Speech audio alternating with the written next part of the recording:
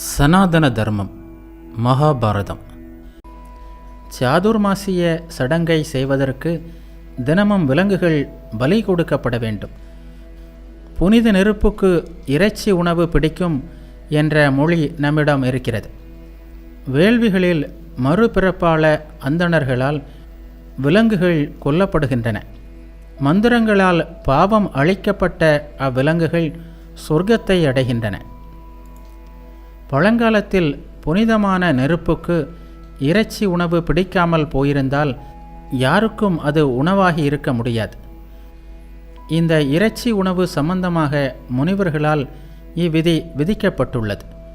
முதலில் தேவர்களுக்கும் முன்னோர்களுக்கும் ஆவிகளுக்கும் மரியாதையாக காணிக்கையாக செய்யப்பட்ட இறைச்சி உணவை உண்பவன் அத்தகு செயலால் அசுத்தமடைய மாட்டான்.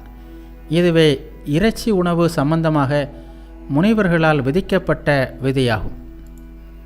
ஓ அந்தணரே, ஒருவன் தனது சொந்த தொழிலை கைவிடுவது பாவம் என கருதப்படுகிறது. ஒருவன் தனது சொந்த தொழிலை செய்வதென்பது மெச்சத்தகுந்த செயலே என்பதில் ஐயமில்லை. முந்தைய இருப்பின் முற்பிறவியின் செயல்கள் எந்த உயிரினத்தையும் விடுவதில்லை. ஒருவனது செயல்களின் விளைவுகளை தீர்மானிப்பதில் இவ்விதி படைப்பாளனின் பார்வையை பெற்றது. பல்வேறு தொழில்களை நிர்வகிக்கும் விஷயத்தில் பிரம்மனே இவ்விதியை விதித்துள்ளான். தீய கர்மத்தின் ஆதிக்கத்தில் இருக்கும் ஒரு மனிதன் எப்போதும் தன் கர்மத்திற்கு எப்படி பரிகாரம் செய்வது என்பதையே கருத்தில் கொள்ள வேண்டும்.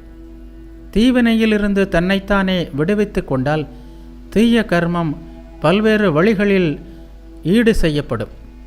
அதற்கு ஏற்றவாறே நான் தானம் செய்கிறேன், உண்மையுடன் இருக்கிறேன், பெரியவர்களை கவனிப்பதில் சிரத்தை கொள்கிறேன், மறுபிறப்பாள பிராமணர்களை முழுமையாக மதிக்கிறேன், கர்வம் கொள்வதில்லை, அதிகமாக பேசாமலும் இருக்கிறேன்.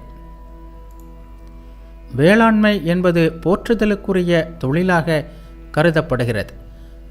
அதில் கூட விலங்கின் வாழ்வுக்கு பெரிய தீங்கு செய்யப்படுகிறது என்பது நன்கு அறியப்படுகிறது. நிலத்தை உழுவதால் தரையில் ஒளிந்திருக்கும் எண்ணற்ற உயிரினங்களும் பல்வேறு உருவங்களில் உள்ள விலங்குகளின் வாழ்வும் அழிக்கப்படுகின்றன.